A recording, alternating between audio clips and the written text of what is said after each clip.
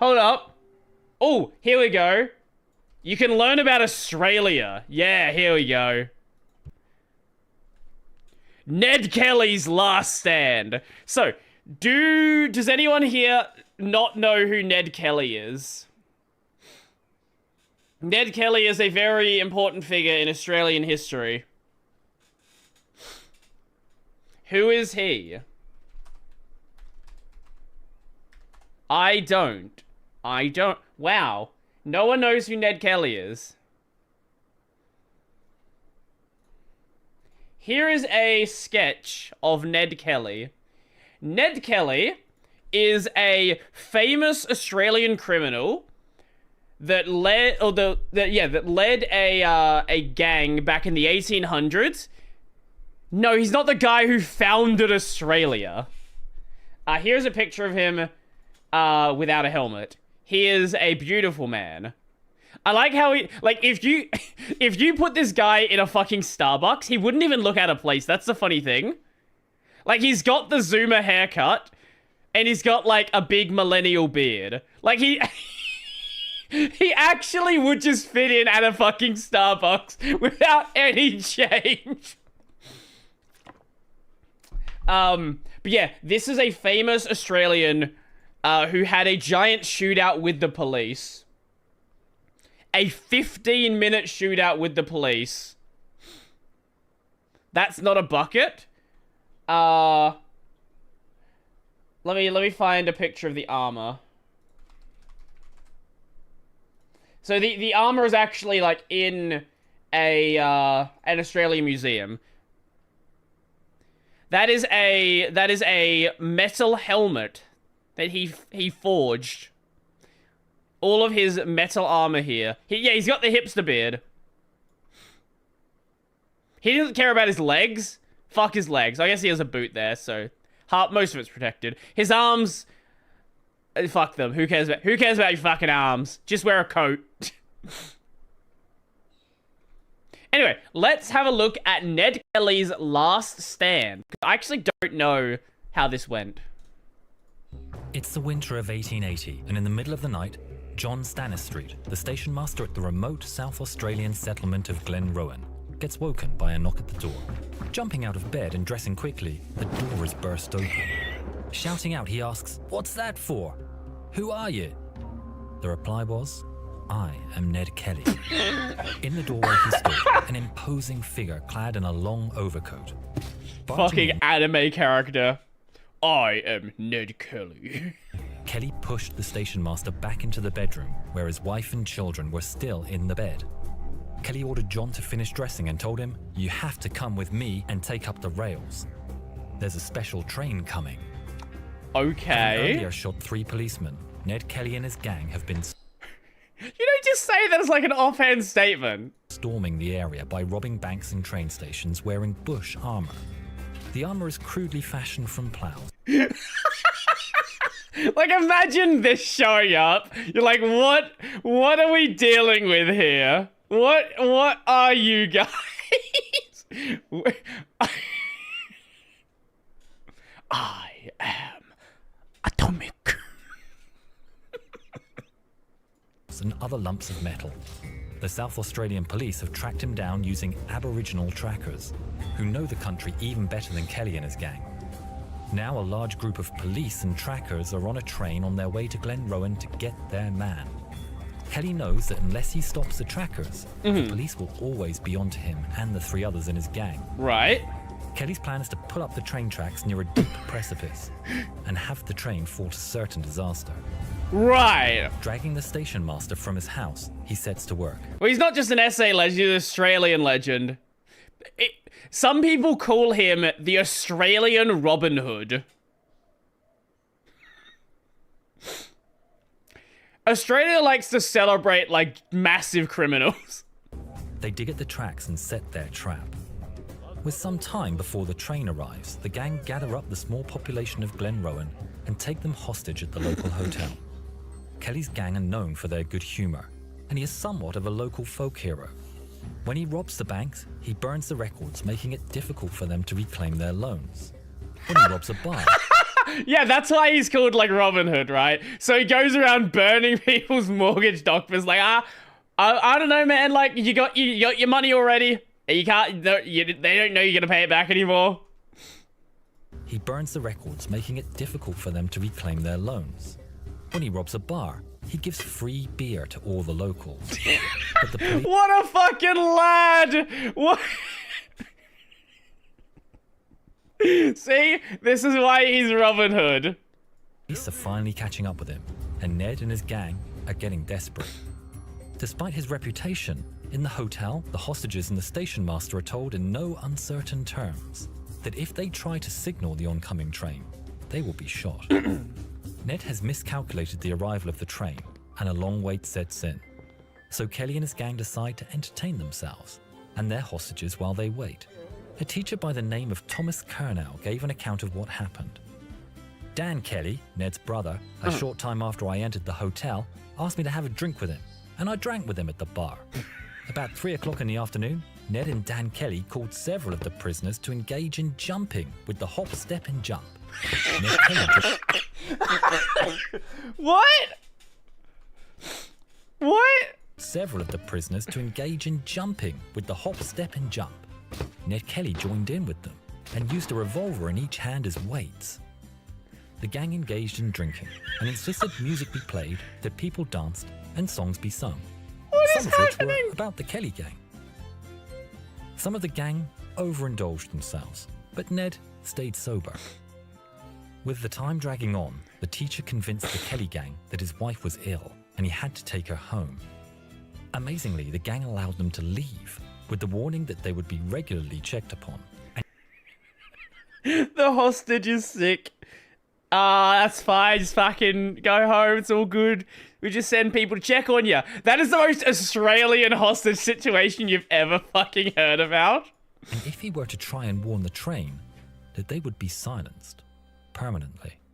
Fucking getting drunk. Getting drunk and partying with the hostages. Once home, the teacher was racked by his conscience. He later said, "I could not rest, and I felt I must perform what was clearly my duty. I heard the train coming in the distance as I was harnessing the horse, and I immediately caught up the candle, scarf, and matches and Mike Dundee's now. That's a knife shop. ran down the line to meet the train. I ran on until I got to where those in the train would be able to see the danger signal for some distance. I then lit the candle and held it behind the red scarf. The guard on the train saw the signal and shouted out, 'What's the matter?' Fucking The teacher knock. shouted back, 'The Kellys.' The driver slammed on the brakes and the train screeched along the What track. a fucking At the knock. 1 second, the train stopped. Wow. Wow. Mate, he let you go home after partying. He to fucking stop the train? Just in time. The police, the trackers, and several journalists disembarked from the train. The police were told many times that the Kelly gang were wearing armor, but they dismissed it as nonsense. Maybe the overactive imaginations of the settlers, or a joke. The police set up their positions, surrounding the hotel. Even the cops are like, no, that's fucking stupid. Of course they don't have metal armor. Why would they have metal armor? And a siege began. Reporting on the siege, the Australasian sketcher said, "The first brush was exceedingly hot. The police and the gang blazed away at each other in the darkness furiously. There was nothing but a succession of flashes and reports, the pinging of bullets in the air, and the shriek of the women prisoners in the hotel." The melee continued throughout the night, but the gang were completely outnumbered. In the early morning, Ned decided his best course of action was to try and escape before it got too late. He was spotted Fuck you! by a policeman called Sergeant Steele. Steele had known the Kelly gang for years, and they were bitter enemies. Steele said, "It was then breaking day. I looked around and I saw a man stalking down. I thought he was a black fellow wrapped in a blanket and called on the others to be careful." I then saw him That is a very Australian description. That is a very Australian description. Let's hear that again. I looked around and I saw a man stalking down. I thought he was a black fellow wrapped in a blanket and called on the others to be careful. I then saw him present a revolver and fire at a policeman. The police returned the fire, but to the surprise and incredulity of the police, the bullets had no effect. One shouted, "He's a madman." Another, Yeah, he is a madman, yeah. "He's the devil," and "He's the bunyip." No shot, someone said he's the bunyip. Okay. I need to explain bunyip. Okay, okay, so how do what's the easiest way to explain bunyip? Bunyip is kind of like it's a Japanese Australian like mythological creature. It's kind of like in Japan you have like Kappa. In Ireland, you know, you have a bunch of things in Ireland. It's one of those mythological creatures that people have claimed to exist. Nessie, yeah, that's a good example. It's basically a creature that lives in the water and like eats people. Now, do you know what this probably actually is? A fucking crocodile. But yeah, people when they're scared think they see other things. Because we do have these. They're just crocodiles. There's no like dog thing. And a crocodile, if you just see it for a moment, can look kind of like a dog. Like it's got like a doggish snout. Like I can get it. But anyway, let's see Ned Kelly keep going. Kelly began laughing. He taunted the police and shouted to his gang in the hotel to restart the fight. This carried on for 10 more minutes. A journalist wrote, "With the steam rising from the ground, it looked for all the world like the ghost of Hamlet's father, with no head, only a very long, thick neck.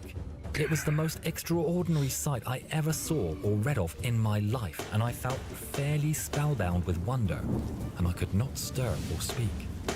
However, Sergeant Steele was a cooler head.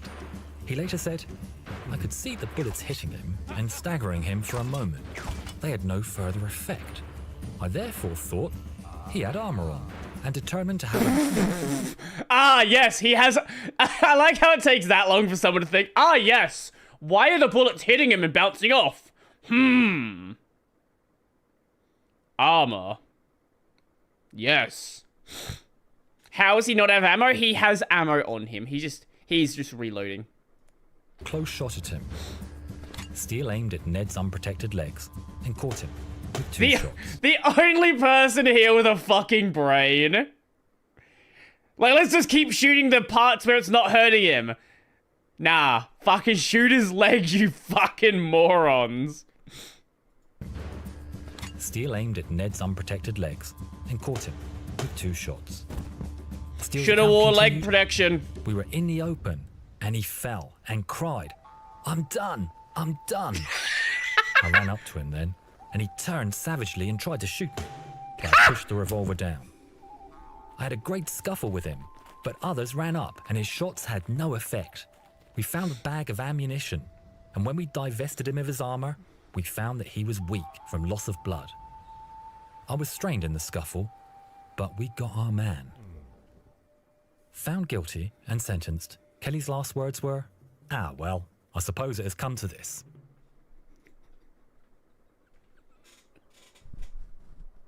That's not real. No, that's not real. I have to see this. Ned Kelly's final words. Oh my god, it actually is. Yes, that actually is his his final words. Oh, well, I suppose it's come to this. It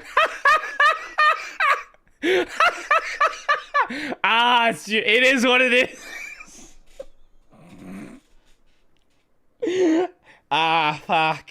Fucking caught me. Yeah, I guess I did shoot a bunch of cops. Fuck. That's the problem, ain't it? Kelly has since become an Australian folk hero. His armour still survives and can still be seen today at the State Library of Victoria. If you like this video, and we hope you do, please consider supporting us on Patreon. We need more patrons to help us make more videos like these. Wait, did he just... Hold on, let me hear that again. Please consider supporting us on Patreon. We need more patrons to help... Support us on Patreon. We need more patrons. How do you change the pronunciation in the same sentence?